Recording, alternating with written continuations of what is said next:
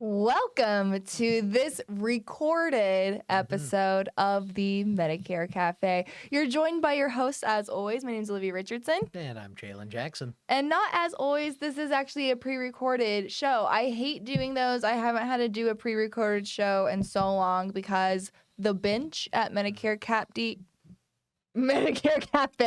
she be deep. We have Ben, we have Clayton, we have Carrie, we have Chalen, we have myself.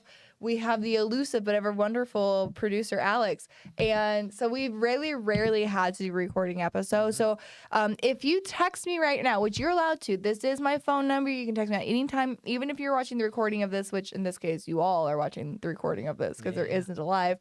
You can actually text me. And if you're texting me while this airs, I will be at Senior Marketing Specialist Kickoff, 2026 Kickoff, because January we spent all this time kind of gathering data. The carriers finally give us like the right data. So in the mind of like our business, January doesn't exist for measuring results. So we do that in February.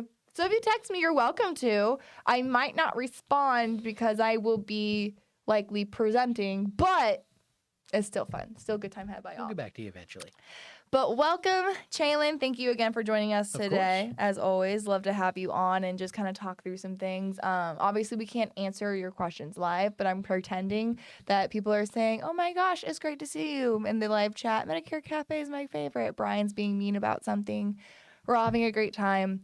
Today, what we wanted to talk about, probably for a shortened amount of time because nobody wants to listen to just pure chaos. Like, that can't be true because if no one wanted to listen to chaos, we would have 0 viewers.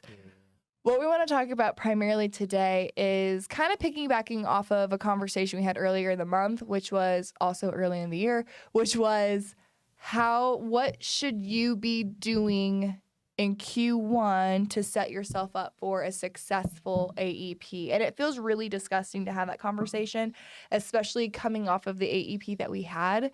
But it is very true that setting yourself up for a successful AEP is a 12-month process. It really is. Yeah. So, Chalen and I haven't discussed this ahead of time. We haven't compared notes. We're just going to kind of go back and forth, and Jamie just saying, like, what is something that an agent should have done by 30 days, has September, April, March 31st? What should agents have done by March 31st to set up their strong AEP? The first one, I'll just crack it right off the bat. It's OEP. Right? Like we've done some. Busy.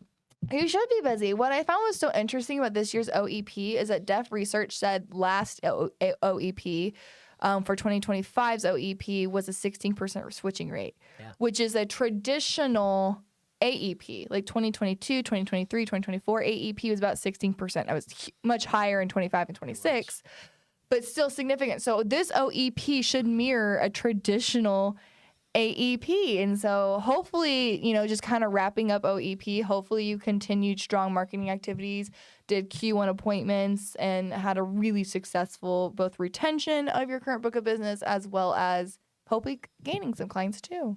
Absolutely. I think it's also a great time as you go through Q1. You just had hopefully your best AEP ever, hopefully a rock solid OEP. Mm-hmm. Great time to kind of trim the fat and look at your agency. What are those state licenses you're hanging on to that you're really not using and not getting value for? Everyone would love to think that just because their aunt lives in Wisconsin that they're going to write a bunch of her friends up there. So true. But if you're not willing to put money behind it, put effort behind it to market in that other market, in that other state, you're really not going to get any value out of it. Yeah. So, when you see your aunt at Thanksgiving, continue to help her. Better yet, find a referral partner that you can send her to. But don't just buy up a bunch of state licenses if you don't actually plan on putting your money where your mouth is and making a real run at it. Back whenever I was a marketer, that was something I heard all the time was I have a person with my clients, they're moving to California, they're moving to New Mexico. I'm going to start getting referrals for them. So they get their license, it costs money and it costs money to get appointed. And then they only just have that one client and it financially doesn't make sense to keep that licensing there. And their client that just moved there and doesn't know anybody isn't going to be sending them any referrals. Yes, 100%. I 100%.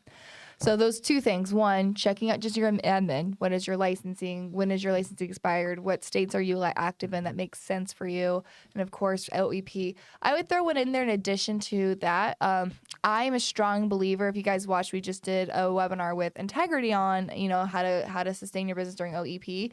I would say, I think by March 31st, because there are 31 days in March. Yes. Okay. That. March 31st. I also caught a mistake I made on a previous cafe. This is not a leap year. Apparently, sorry for those that I led astray. Apparently,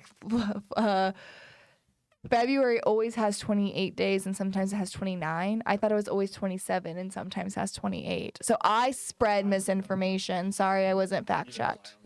Sorry, I lie on the internet. That never happens. Nobody ever lies on the internet. So I do want to apologize. What you need to do during OEP to make sure you set yourself up or during a successful AEP or just quarter one, I think every single one of your clients, regardless if they change plans, move plans, no matter what they did during AEP, every client needs a touch point in quarter one. Yeah. I think a lot of times I really am a big fan of the quarter one appointment. And I mentioned this in that webinar that 69% of consumers, of beneficiaries, said that the number one thing they valued from their agent was their time. It wasn't even enrolling them in the plan. It was the time spent with the agent. 69% of the time, that was the most valued thing. During AEP, we did not have the luxury of time. We were running 15, 30-minute appointments, get in, get out, onto the next one. We had to. That was out of necessity.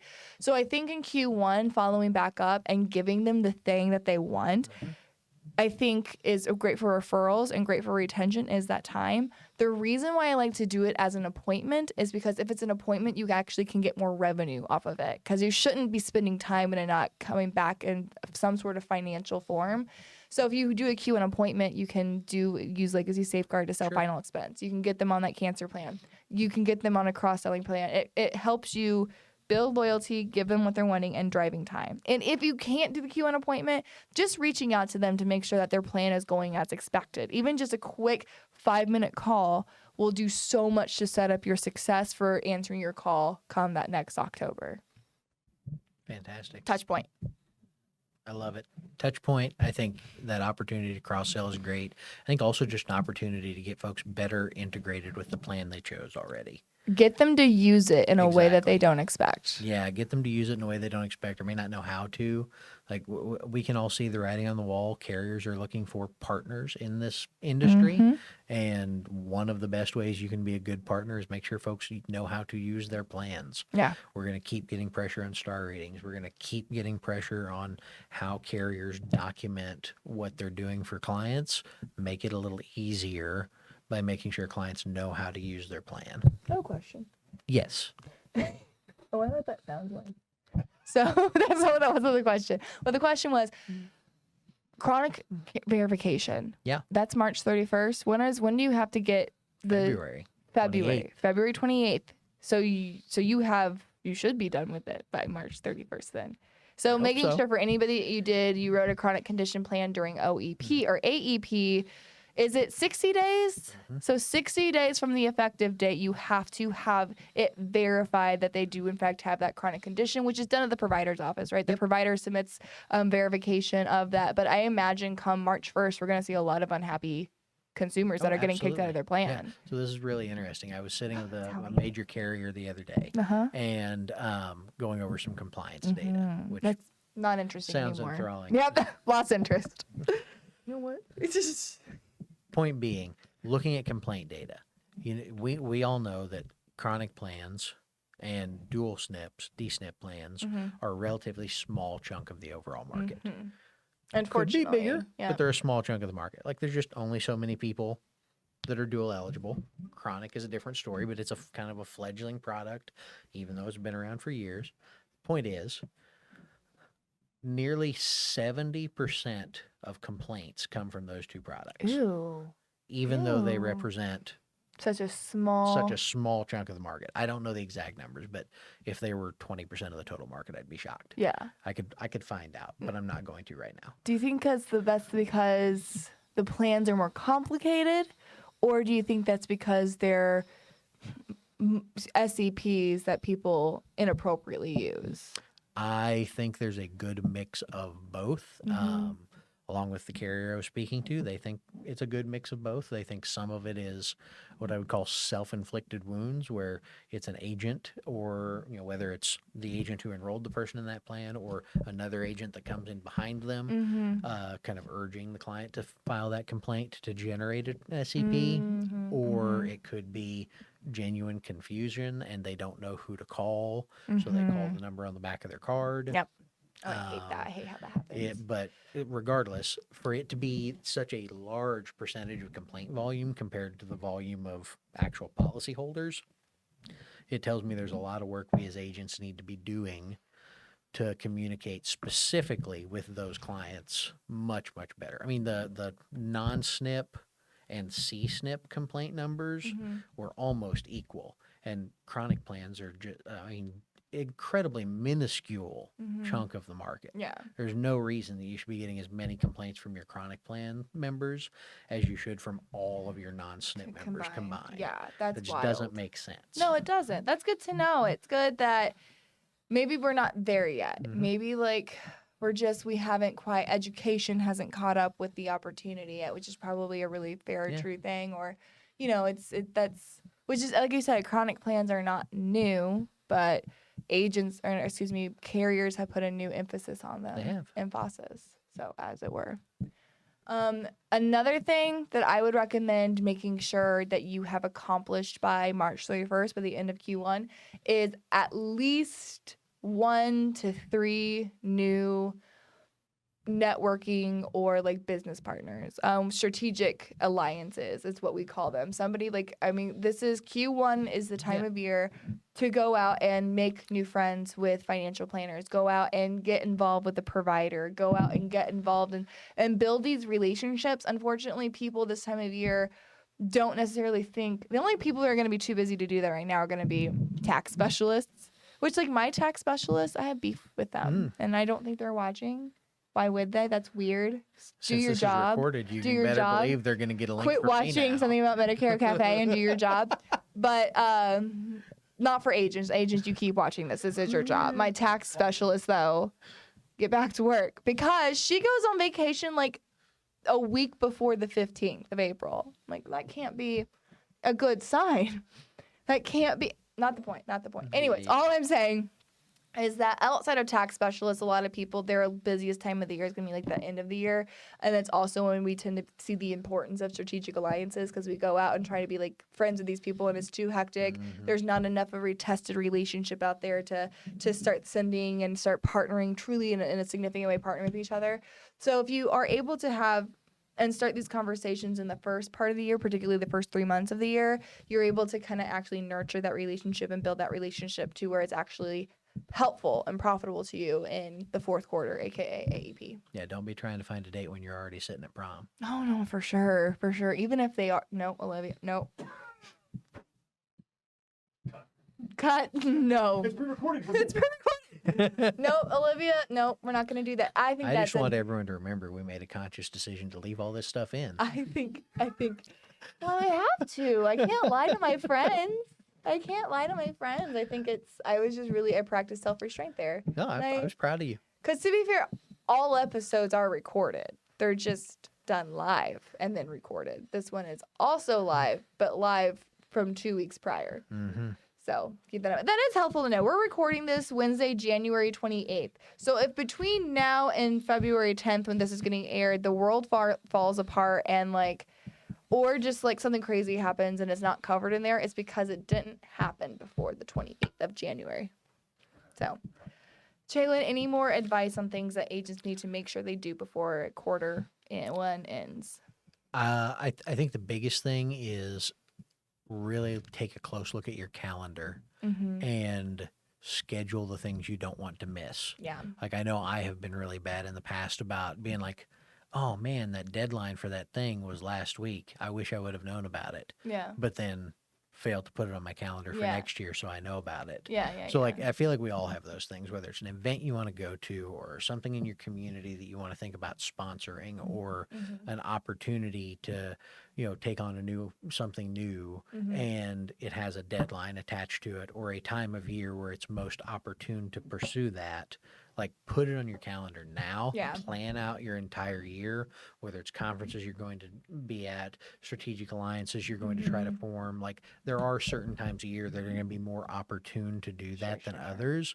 So put it on your calendar now, make some of those commitments, and so my wife grew up Catholic, and I don't know what our viewers practice or don't practice, but like take a page out of their book, and Mm-hmm. maybe not for Lent, but for 2026, give up something that's bad for your business. Mm-hmm. And like we all have things, Mm-hmm. we all have bad habits. Like let's find one to get rid of. 2-hour long appointments would be a great one. Gosh, to just get like you rid were of. watching last week's episode about 2-hour appointments. Yeah, Where I was attacking people. I did get some hate for that, by the way. I bet. People texting me and just like, if you're not doing it, if it's taking less than an hour and a half to do an appointment, you're not teaching them correctly. And I said, get back to work. Attack. Just interesting take. No. Sure. So just keeping that in mind. I like that. I really like that. Get rid of something this year that's harmful to your business. 1, 2-hour appointments. I think that would be it. I think another one would be just embracing toxicity on social platforms, being part of like gosh, when did insurance become sexy and fun, right? I don't remember getting I saw someone that I love and respect use the term influencers to describe some of the smart people I know in the Medicare space. It is. I mean, like, and I was like, we that have is influencers. horrifying. We have influencers. And what's problematic is that influencers don't always mean good. Mhm. Unfortunately, it usually means quite the opposite. And so a lot of people really, if you're not a part of the drama, you're invested in the drama. And I just think that is just a vampire energy, I say, with the popcorn on my lap and me just like watching the comments flood out. I'm no better. Do as I say, not as I do, but just like understanding that, like, man, we need to be spending our energy raising up other agents, raising up other people, showing the industry that, who we are and why we have a space here, which we don't have to do anything to prove that. The numbers prove that themselves. Like, agent-led enrollments do better on every level. But yeah, just like guard your little energy, queens. Who talks like that? Not me, not once. Who am I? Yeah, I not don't know. me. Okay. Protect your peace. Mike, Alex, when are you getting that mic? Never. Alex says never, and I disagree Alex isn't good. strongly. Yeah. No, but really, I think that's good advice. Unless you just came off your best AEP ever, like maybe don't worry about what's going on with the rest of the people out there. True. Like, get your own house in order. Get everything set Mind up your business, and we'll be you gravy. want it to be. Mhm. Like no one has found a road to success wallowing in others' frustrations. Do you know what a quote I heard today was? And I just love it. It was actually Ben said it earlier. That wasn't even a quote. No, I know, but like, it's been a while since I spoke, and I was just. So, anyways, no, I'm just kidding. I'm kidding.